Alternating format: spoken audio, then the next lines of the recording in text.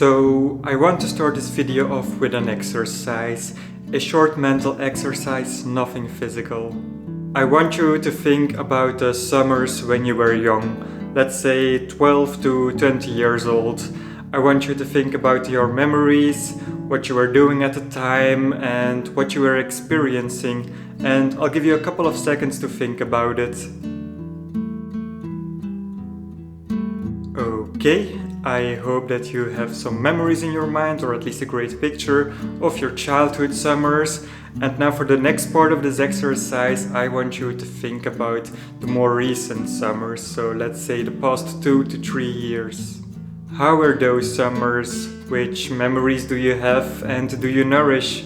What things did you do and did you experience? And again, I'll give you a couple of seconds to think about it.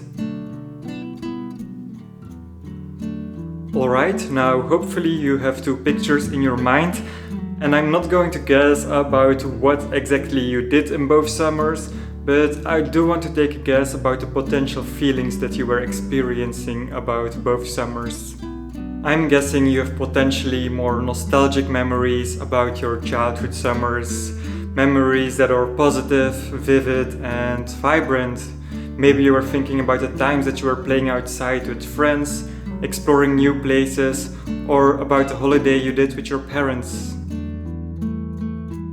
Now for the more recent summers, I'm guessing that you are still thinking about great memories and experiences.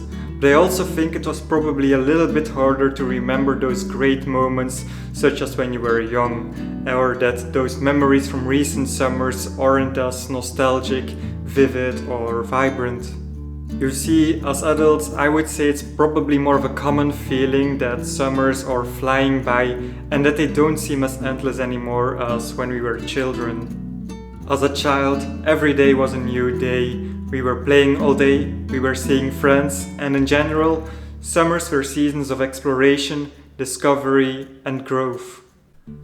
After each summer, we got back to school with tons of new stories to tell to our friends, and in a way, we came back as a new person, having grown over those summer months. How we feel our summers has changed as we grew up. They became less and less seasons of growth and new experiences, and more seasons that are predictable and less exciting. Now, I don't want to make this video all doom and gloom. On the contrary, in this video, I want to explore how we can make those summers more memorable again. How can we make summers a bit more like when we were children again? And how can we make summers seasons of growth again? And for that, we first need to understand what is working against us.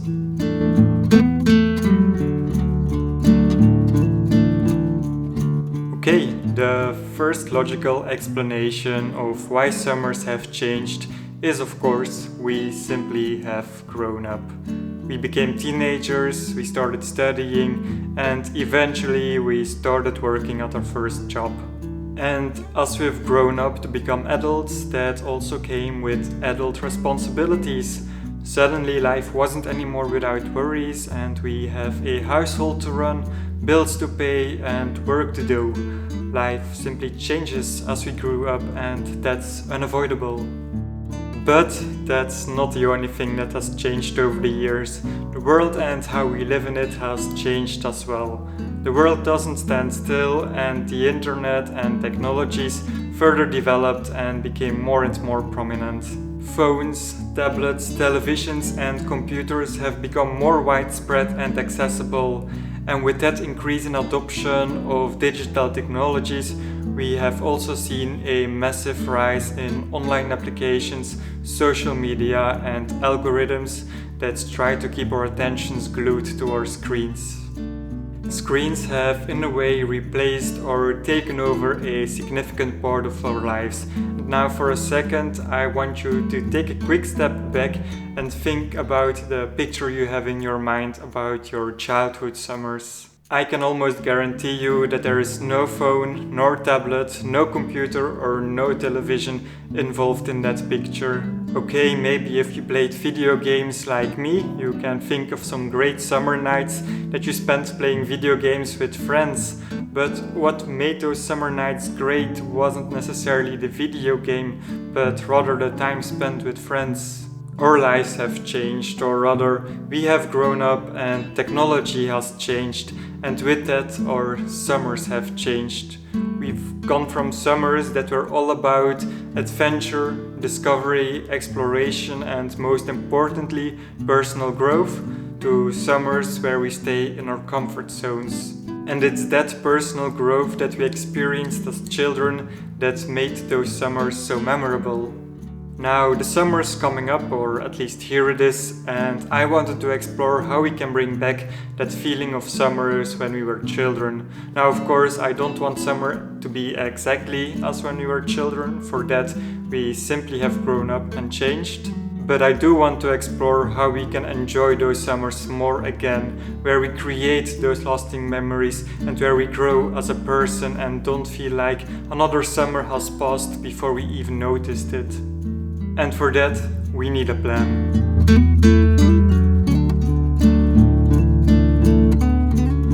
Alright, the plan is actually fairly simple and will focus on the issues we've identified in the previous part. First of all, the screens and everything that's happening on them. Applications, social media, and algorithms. Preferably, we want to reduce our use of screens so that we can live more in the present with less distractions. And for the second issue, how can we approach our summers so that our summers are more like when we were children again? How can we experience that growth as a person that made those summers so memorable? So this plan consists out of a couple of steps, and the first step is the phone. Phones are great with everything they can do, but they are also distracting. So in this first step, I want to make our phones the least distracting they can be, and also that we view it as what it should be best at, namely the phone as a simple tool. And for that, we want to dumbify our phone. Now, we can go to the extreme here and get a real dumb phone, but I'll go off on the assumption that you already have a smartphone and that you're probably not looking to replace it or buy something entirely new, which is completely fine as well. Also for smartphones, there are great applications that make your phone more like a dumb phone and changes what your home screen looks like. If you're Android, I'm personally a big fan of the O-Launcher application, and that's also what I'm personally using. They have a free version which is simply amazing, but they also have a premium version if you want more options like widgets. But then again, this also brings potential for extra distractions, so in this case I would just stick with the simplicity that the free version offers. I'm not really experienced with iOS, but I've heard about the applications Minimalist Phone and Dub Phone, so those are probably worth checking out. And in both cases, for iOS and Android, you can change how your dumbified phones looks like in the application settings. Great, now that is set up, I want you to go through your applications and remove any application that you're either not using anymore or that you know that are distracting and can potentially waste a lot of time on. Wasting time is something that we don't want to do this summer. A couple of applications that I'm removing are Reddit, YouTube, some games that I still had installed, and some other applications that I haven't opened anymore in the past couple of months. If I find I need an app that I've removed, I know that I can always reinstall it when I need it, and as for social media apps, I've already removed those a couple of months ago. The goal here is to avoid all applications that are either time sinks or applications that have an algorithm that is designed to suck you in and keep your attention. Oh, and the irony that this video is posted on YouTube isn't lost to me. But YouTube is still one of the best platforms where I can bring this message, and I hope that this video is bringing value as well. And if you're finding this video interesting so far and believe that others can find it valuable as well, feel free to share it with them or simply give it a like so that it becomes more visible to others. Step 2 consists of designing a more mindful space and environment where you live in. In a space where there are screens everywhere, think television, laptops, tablets or phones, we will get naturally drawn or tempted to be using them. So instead, we want to intentionally create a space with less of those distractions, or at least where those distractions are not as visible. So clean up your desk from screens. If you can do without an external monitor for a summer, put it away. At the end of your workday, put away your laptop as well, so that it doesn't remain in your sight and in your mind. We'll also get back to the desk in the next step, so make sure that it's cleaned up and that you have some space. Next, for the television, tablet and phone, and again here, put them away where you can. If you've already cleaned up your phone as we discussed in the previous step, most of the distracting applications should already be removed. So now you can leave your phone somewhere in the house with the volume on loud. And this way you won't be as tempted to grab your phone if you're bored for a moment, but you can still hear it in case you get a call or a message. Next, as for the television, I can understand that it's more difficult to put that somewhere away. So therefore, I want to give an alternative here. Make it easier to do an activity that doesn't require a screen. Place a couple of books that you've always been wanting to read in an easily accessible place in your living space, or place a couple of board games that you really like clearly in view. This is about making screenless activities that are otherwise more hidden in a bookshelf or in a cupboard more visible, and that they are a reminder that you can do those as well instead of watching television. And you can even go further than this. Maybe there's a hobby that you've always wanted to try or learn, like painting or learning to knit. So again, put these things more visibly in your space and you'll be drawn to them as well instead of defaulting to the television.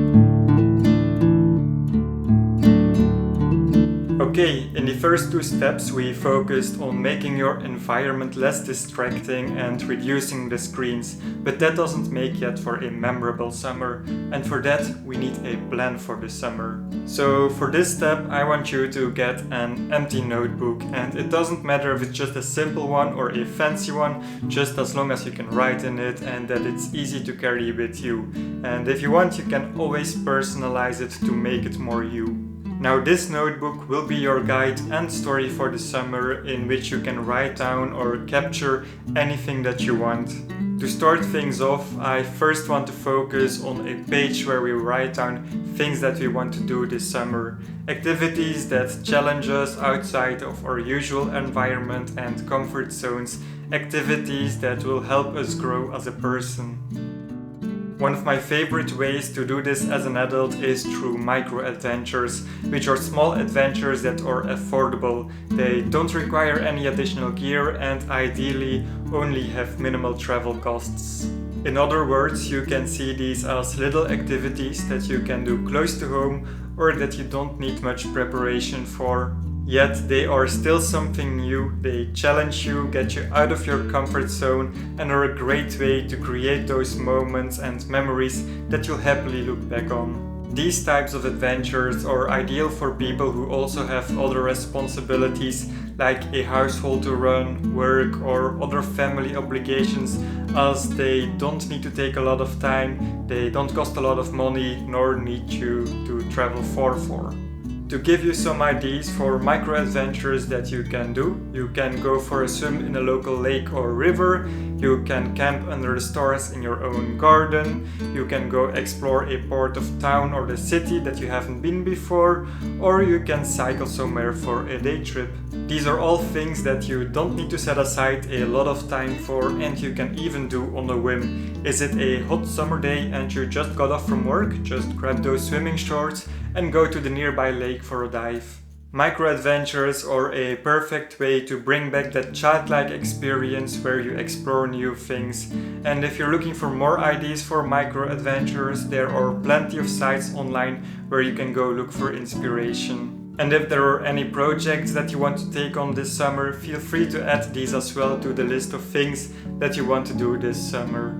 Besides the notebook being your guide for your adventures and projects this summer, it can also help you capture those memorable moments that you experience. When going out anywhere, try to take this notebook and a pen with you, and at any point that you feel like writing down something, maybe you experienced or had a thought about something, maybe you heard a great song or you just want to journal for a little bit, just flip to a new page and start writing. It may feel uncomfortable at first, especially if you aren't used to writing, but I guarantee you that you'll get more and more used to it and it will eventually feel natural. Remember that your notebook is something personal and that no one will read it. If you want, you can also take a camera with you when going out to take photos of special moments. You can then print these out and add to specific pages of your notebook, and this way your notebook becomes like a real personal journal of your summer. So to summarize, grab a notebook and sit somewhere where there are no screens. Write things down that you want to do this summer, like micro adventures and projects, and then go out to do those things. Don't sit still. Take your notebook with you to capture your experiences and thoughts. And then by the end of the summer, hopefully you will have a notebook full of memories, experiences and thoughts, and then yourself who has grown with it.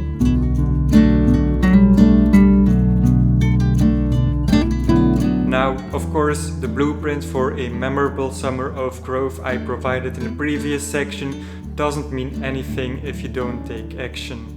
After all, these are the steps to have that unforgettable summer, but ultimately it's up to you to go for those micro adventures and projects and to act upon the plan that you created. And I know it may be a bit weird to immediately dive into step 1 if you're not even sure if this is something for you. So for that reason, I want to give you a first little challenge or micro adventure, so to speak, to give you a first little taste of it.